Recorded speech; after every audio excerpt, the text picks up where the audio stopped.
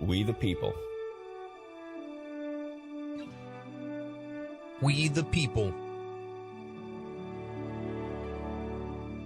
We the people of the United States. We the people of the United States, in order to form a more perfect union, establish justice, ensure domestic tranquility, provide for the common defense, promote the general welfare, and secure the blessings of liberty to ourselves and our posterity, do ordain and establish this Constitution for the United States of America.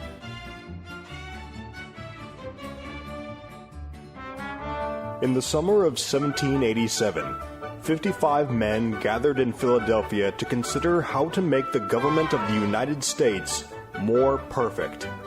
Over the course of 5 months, they argued, debated, considered and rejected ideas, notions, and various systems. In the end, they created the Constitution of the United States, a document predicated on the idea that men can rule themselves by law. This is Constitution Thursday, a time when we look at the history, ideas, arguments, and interpretations of the Constitution, from its original creation to today, and how it affects our lives now.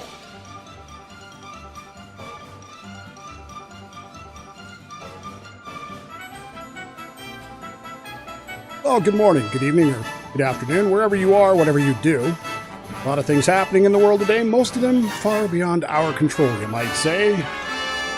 Perhaps it's time we took a pause and thought about life and about the laws of our country, states, constitutions, politics, and or the news. Don't touch that dial, just try to hear me out for a little while. So, this is what happens every now and then. I spent 2 weeks going a specific direction with today's show. This is what we're going to talk about. This is what it's going to involve. This is where it's going to go. This is what it's going to say. And then,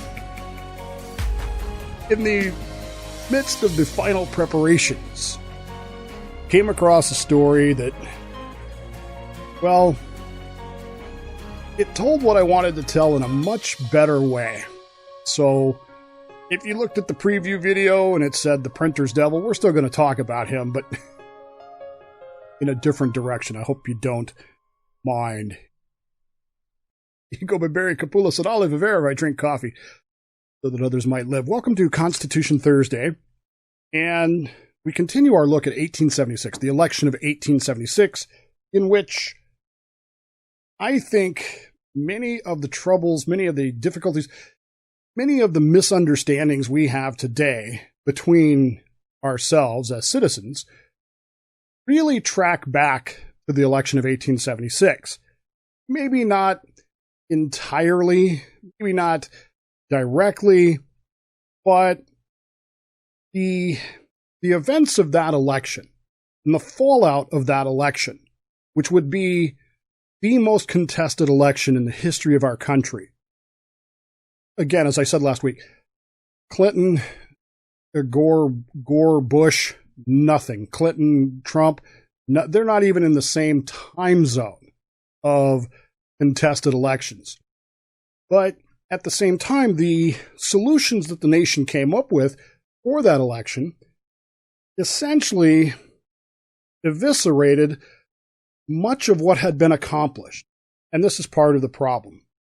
This is where much of what we deal with now, I think, really got its impetus. We start in the spring of 1902, which is kind of a strange place to start when we're talking about the election of 1702, I know. The election, the spring of 1902, in the state of Virginia, decided that it was time to redo its constitution, its state constitution. State constitution that they were operating under was written in 1870 and approved in 1870 by the Reconstruction government, and it was, well, pretty harsh as state constitutions went, particularly if you were a defeated Confederate. The upshot of the whole thing was that the state wanted to redo this because they were tired of being suppressed as they saw it. And so it was time. And the delegates gathering there in Richmond were quite a varied lot across the state. But one of the most prominent of their members was this guy here, Carter Glass. Carter Glass is a newspaperman. He owns 2 newspapers in Lynchburg, Virginia, where he publishes them. I believe both of them were weeklies, but that may not be the case, and it's really not relevant to our issue. He grew up as a printer's devil.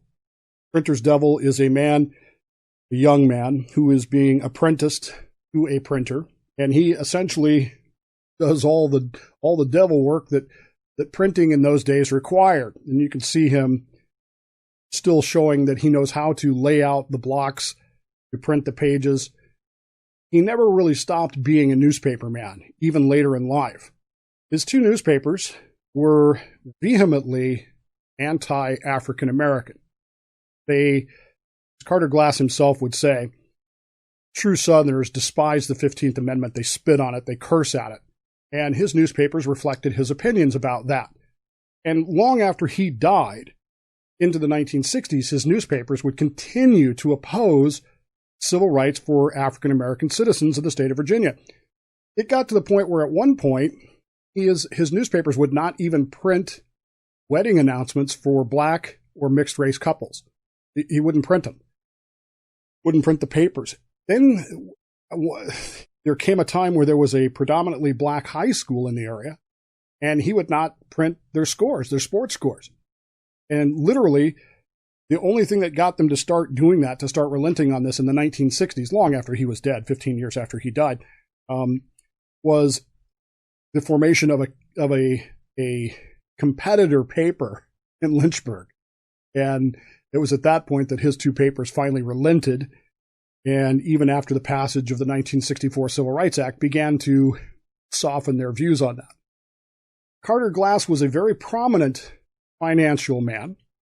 In fact, he would become secretaries under the Wilson administration, which again, the Wilson administration, not often talked about, one of the most racist, racially biased administrations in the history of our country. Woodrow Wilson undid many of the protections that African Americans had gained under previous administrations and did away with them. Carter Glass would become one of his trusted cabinet members and would serve quite ably as a financial guy in the Wilson administration. Later, he would go on to become a United States Senator from the state of Virginia. He would serve for 26 years as the senator from Virginia, and in fact was a supporter, one would not say staunch, but he was a supporter of Franklin Delano Roosevelt and the New Deal at first. He had some financial disagreements. We talked before about hard money versus soft money. He had some things he did not like about the New Deal. Many of those problems that he had with it were race-based. Did not like the fact that much of the New Deal was targeted at poor whites and African Americans. He didn't like that, and he became one of Roosevelt's staunchest critics during his time in office. He would actually serve until 1946, although his last term in office, he never actually went to the office. He did die in Washington, D.C. in 1946. But if you had to encapsulate Carter Glass, who's, by the way, in 2008, complete side note here, those of you that recall the financial crisis of 2008, the worst financial crisis since the Great Depression, blah, blah, blah, blah, blah. There was a lot of discussion about how this happened, why this happened, the deregulation of the financial industry. And there was a lot of talk about the Glass-Steagall Act. Well, Carter Glass is the guy whose name is on that Glass-Steagall Act, which is still law today. Parts of it have been amended and or overturned, repealed, but the act still is in effect. So this man, who we're about to learn really the worst about, is one of 2 people. In fact, you could say he's solely responsible. The only reason Steagall's name was on it was because he was friendly with Roosevelt. Glass was not. The legislation that we use today still carries this man's name.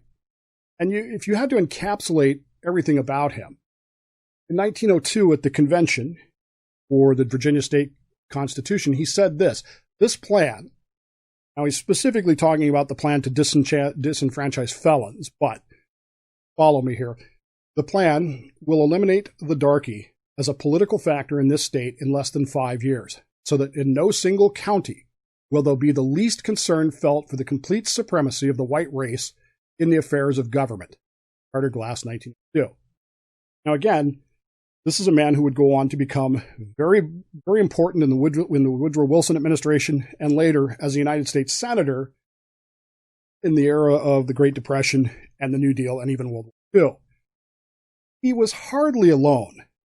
John Good was the president of the Virginia Bar Association, was also a delegate to that convention in 1902. Safety and perpetuity of our free institutions depend upon the purity and inviolability of the ballot.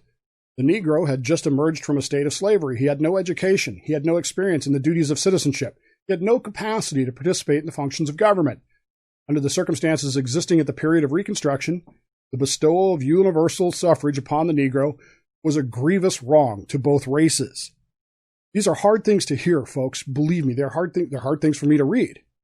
But this was the prevailing mentality in 1902 in Virginia and in other states around the South prior to that. The fact of the matter is that virtually every state had already, virtually every southern state had already rewritten their constitutions to establish certain conditions under which people could vote. They were very specific about those conditions. And in reality, it was the outcome of the 1876 election which allows this condition to happen. One of the conditions that the Compromise of 1877 will make is that Reconstruction will end, that the South is no longer subject to anything other than self-government. Remember, though the 14th Amendment has passed, there is no incorporation. The states are still free to do what they want to do, and believe me, they're going to go do it at this point. And that's part of what this outcome. So over the ensuing years, from 1876, 1877 through 1902, constitutions of the states have been rewritten. Mississippi did it the year before, or a decade earlier. And in fact, their constitution would be challenged in court, would go all the way to the United States Supreme Court, and it would create, well, an electric stir. We're going to talk about that in just a moment or two. In essence, what most of the southern state constitutions post-1876, and particularly the Virginia Convention of 1902, would end up doing because of the effects of the Compromise of 1877, the fallout from the election of 1876, they would rewrite their constitutions, and they would include in these things such things as poll taxes. Now, you may be saying to yourself, but Dave, isn't there a constitutional amendment that bans poll taxes? Yes, there is. It passed in 1966. We're talking about, 1876 to 1902, right in that area. In fact, Carter Glass would say about poll taxes, they are done with a view to the elimination of every Negro voter who can be gotten rid of legally without materially impairing the numerical strength of the white electorate. That's what he said about poll taxes in 1902 when he was asked about them coming out of that convention. The second thing they would do is they would establish literacy tests. So in other words, according to the state law, state constitution, you either had to be able to read it for yourself or you would have to have a section of it read to you, and you would have to explain in your own words what that meant. So if you went to register to vote, let's say you had paid your poll tax, then they would give you a literacy test. If your literacy test was you couldn't read, if you could read, that's one thing, but if you couldn't read, and many people in that era could not, you would have to have a section of the Constitution read to you. Now imagine that, if you will. Unlike the United States Constitution, the Virginia Constitution of 1902 was not written in the language of the people. It's kind of intriguing. It's kind of like the King James Version Bible in some ways. You know how people get a little snitty about that being basically, the language, the King's English, and how it doesn't communicate well and blah, blah, blah. This isn't a religious argument. I don't care if you agree with me or not. It has that reputation. Well, if you couldn't explain it right back, what it means, then you failed the literacy test, and you are not allowed to register to vote. The third thing they did was they made sure that juries from now on, this goes back to this disenfranchisement of felons, they made sure that juries from now on in the state of Virginia would be registered voters only. So the only people who could sit on a jury were people who could pay the poll tax and pass the literacy test. Okay? Now the problem here is that while this is going to disenfranchise 4/5 of the African Americans in the state of Virginia at the time, most of them can't read, few of them have the wealth to do this. This goes good enough so far. The problem is, remember what he said, it has to not materially affect the white electoral supremacy in the state. Problem is, this is going to eliminate probably half of the white vote in the state of Virginia because most of them were rural, most of them were poor, most of them couldn't read. And so they added the grandfather clause. The grandfather clause creates automatic registration. If you qualify under the grandfather clause, you are not required to pay the poll tax nor the literacy test. Okay? Which means that you can serve on a jury, even though you can't read or write. And the only rule here is your grandfather, whoever you are, your grandfather is the key. Was your grandfather registered to vote? Yes or no? Well, in virtually every case of the poor whites in Virginia, the answer was yes, because grandfather, an average generation, 20 years. This is 1902 when they did these grandfather clauses. It's very likely that your grandfather was registered to vote, whereas if you are African American, the grandchild of a freedman, or even the great-grandchild by this point of a freedman, it's unlikely that your grandfather was registered to vote because prior to the 15th Amendment, they couldn't. And so you would not qualify under the grandfather clause, which meant that you're back to poll tests and literacy tests. And again, you are unlikely to be able to pass those. And if you cannot pass those, well, you can't vote. And if you can't vote, you can't be on a jury. You can't do a lot of, there's a whole laundry list of things that you're not going to be allowed to do in the state of Virginia. The upshot is you have no participation in the government of that state, which is exactly what men like Carter Glass wanted. They wanted the Negro eliminated from the political administration of the state of Virginia. They really wanted it for the entire nation. As one of them would say, the 15th Amendment should be repealed, and we should advocate for the repeal of the 15th Amendment, and they did. But they also knew they weren't going to get that because you got to get 3/4 of the states to go along with it. That just wasn't going to happen.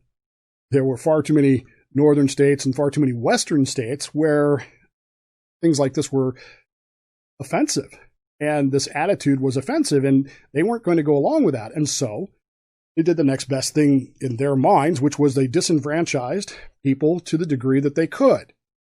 And that's where our story kind of begins.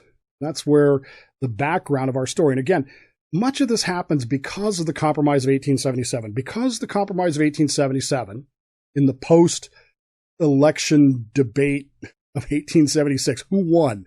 Remember when I left you, there were 3 states, 19 electoral votes that were disputed. Who got these notes? We don't know.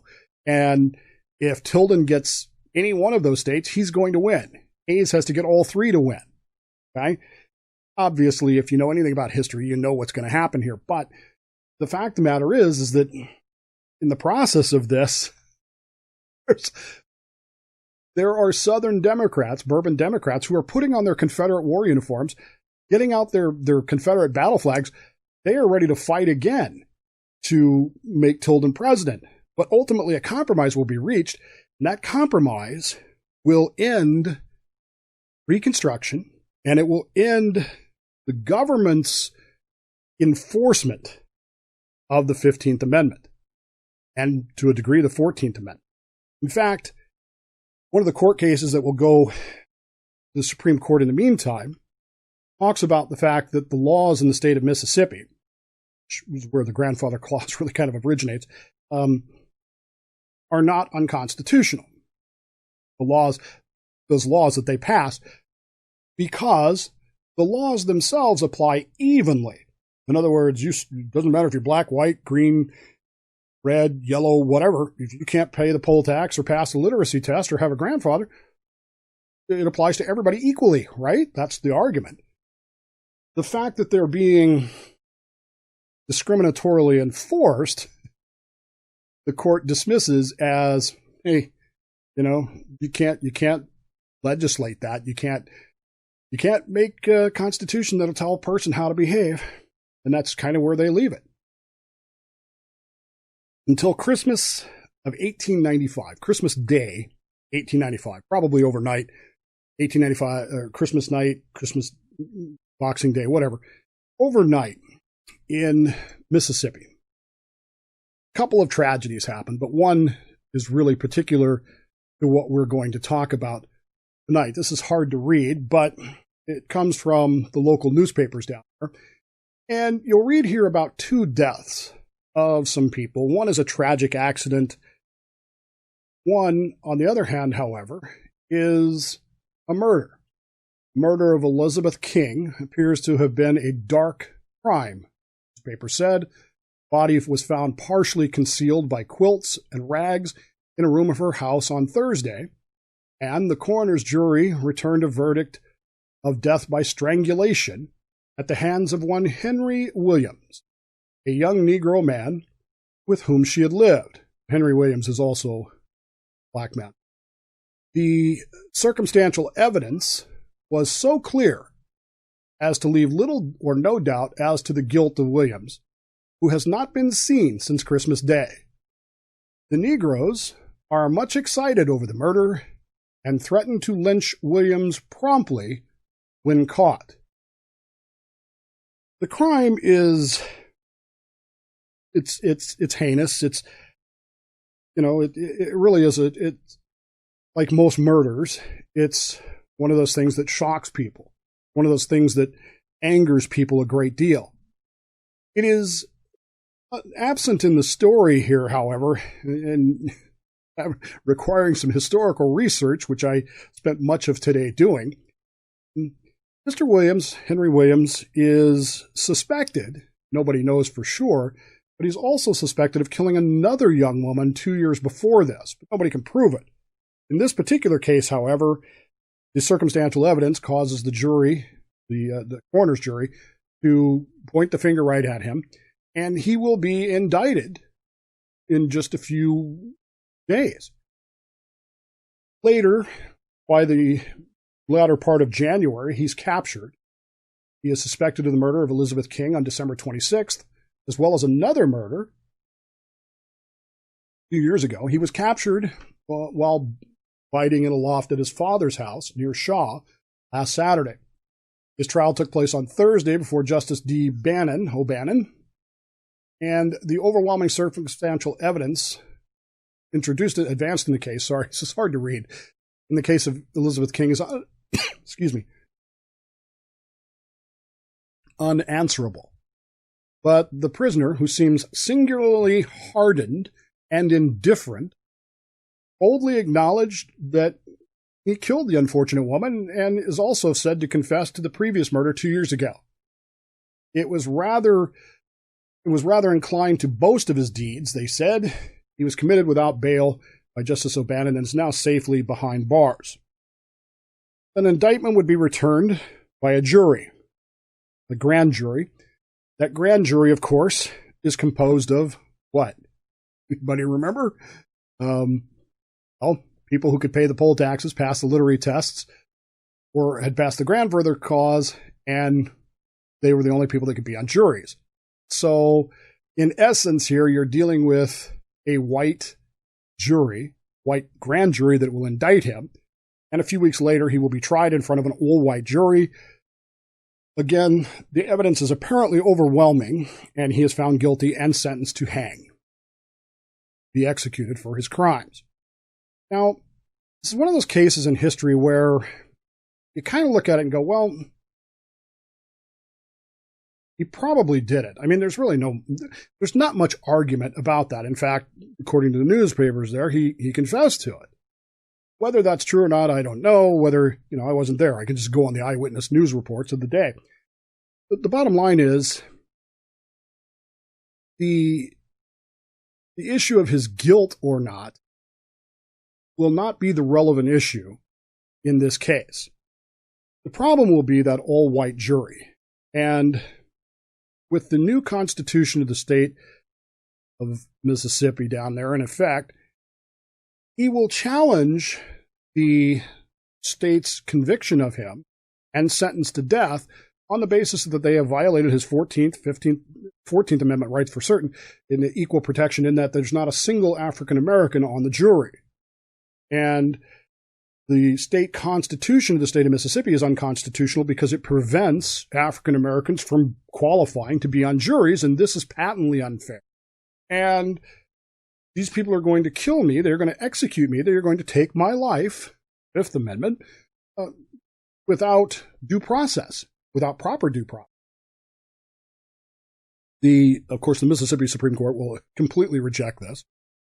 They will support their new constitution, but that doesn't keep it from going to the United States Supreme Court, where in one of the more curious rulings I've read, Justice Joseph McKenna, will write this for the majority. The Constitution of Mississippi and its statutes do not on their face discriminate between the races. And it has not been shown that their actual administration was evil. Only that evil was possible under those statutes and under that Constitution. In other words, somebody could do this, you're right. I mean, somebody could discriminate on the basis of this, but the laws themselves, I mean, if you can't pay a poll tax or pass a literacy test, whose fault is that? Whose fault is that? Is it our fault that you can't? Is it the state of Mississippi's fault that you can't do that? Or is it your fault that you can't do that? So the laws themselves are not discriminatory. However, there may be some people who commit evil under this by discriminating, but again, those are individuals and we can't control what individuals do, so sorry, we reject 9-0, we reject your case, and remand you back to the state of Mississippi, where, of course, the excitement levels and the anger is still boiling over here. It's a very interesting crime. It's a very interesting trial. It's a very interesting Supreme Court case. It's also very disappointing because, again, you're dealing with a group of people, a group of men, a group of citizens, a group of states who sacrificed immensely, who sacrificed enormously. Folks, I say this, I'm not saying this to be patting myself on the back. I'm telling you because I want you to hear the passion in it. My great-grandfather died of his wounds in the early 1900s because he believed so fervently in the cause of the Union and the cause of ending slavery. Somehow or another in 1877, with the Compromise of 1877, all that sacrifice was forgotten, and it was just accepted that the South can go ahead and start discriminating against people all they want. What difference does it make to us? What would we care, right? Instead of standing up for what they knew was right, for what they had sacrificed for what their brothers and fathers and sons had died for and been injured for, to get the presidency by one electoral vote, they were willing to sacrifice all that. Remember when I told you that neither party would end up looking good in all this? The Democrats were using the disenfranchisement of the African American to retain and to gain and then retain political power in those areas which they had. Republicans forgot, yes, they forgot the memory of Lincoln, and they forgot what they were fighting for. They forgot what they were standing for. They got tired. They got worn down. And when the moment came, having the presidency was more important than principle. What does that tell you about anything? October 5th, 1899, this appeared in the Greenville, Mississippi papers about the hanging of Henry Williams. It actually hung on October 4th, 1899. It's an interesting story. I mean, he admits to his crimes, even after all of the Supreme Court cases and after all of the political discussions and after all of the evidence that this was a discriminatory case, that he wasn't given a fair trial, even though he was most likely guilty, he wasn't given a fair trial. He went to the gallows with great dignity. He didn't whimper, he didn't fight, he didn't do any of those things. He went straight up, and seconds later, says the article, he was gone. He was willing to acknowledge the fact that he had committed his crimes. He said that he had been converted. He had found Jesus in jail, and he was assured that he was going to heaven, and so he had no fear of being executed. This article appeared, as I said, on October 5th, 1899, in the Clarion Ledger in Jackson, Mississippi.